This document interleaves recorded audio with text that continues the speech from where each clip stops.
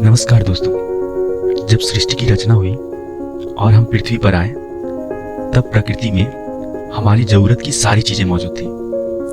प्रकृति पूरी तरह से संतुलित थी, लेकिन हम मानवों के महत्वाकांक्षाओं ने इसमें बदलाव करना शुरू किया। हमने गांव बसाए, शहर बसाए। इसके लिए हमने वृक्षों की अंधाधुंध कटाई की, बड़े बड़े पहाड़ों को काट कर गायब कर दिया, नदियों से बहुत अधिक बालुओं का खनन किया, बड़े बड़े उद्योग लगाकर खतरनाक विषैले गैसों का उत्सर्जन किया। इससे प्रकृति लगातार असंतुलित होती गई, जिसके कई भयंकर परिणाम सामने आए। विश्व युद्ध के बाद इंडस्ट्रियलाइजेशन तेजी से हुआ और हमारा वातावरण तेजी से प्रदूषित हुआ। हमारा स्वास्थ्य भी तेजी से खराब हुआ। हमने मास्क लगाना शुरू किया, लेकिन प्रकृति का खून चूसना नहीं छोड़ा। फिर आया कोरोना वायरस, जो पूरी मानव सभ्यता की अभूतपूर्व ताकत को बौना साबित कर रहा है। यह हमारे लिए तो एक अभिशाप बनता जा रहा है, लेकिन प्रकृति के लिए यह वरदान साबित हो रहा है।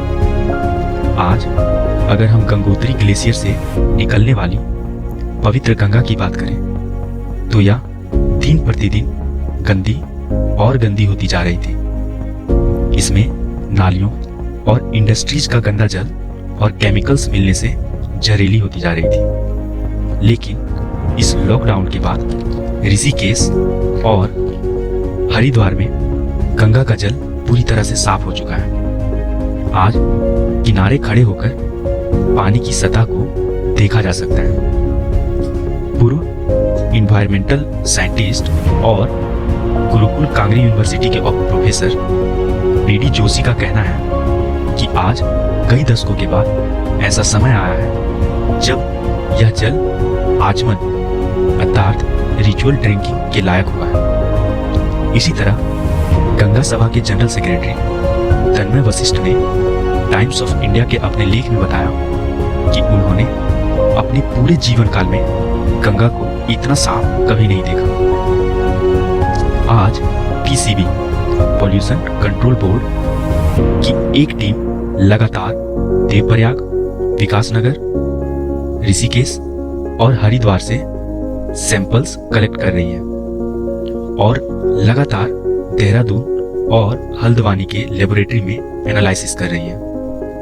कई सरकारें कई दशकों से करोड़ों रुपए खर्च कर जो काम ना कर पाई, वो इस कोरोना वायरस में कर दिखाया। इस दरमियान गंगा जल के प्रदूषण की मात्रा में 500% का ड्रास्टिक चेंजेज आया है, जो अद्भुत है। अब हम बात करते हैं दूसरी अद्भुत घटना की।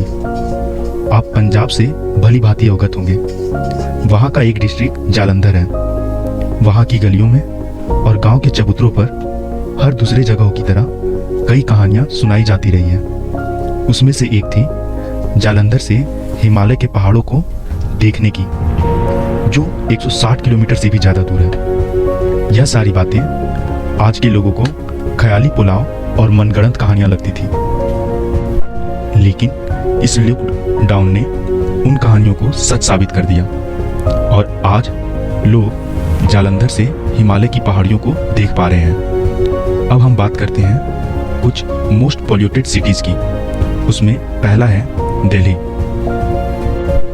जिसके एयर क्वालिटी इंडेक्स में 57% की गिरावट दर्ज की गई है। नोएडा में 65% की गिरावट दर्ज की गई। गुरुग्राम में 56%, गाजियाबाद में 65% और गुड़गांव में 56%।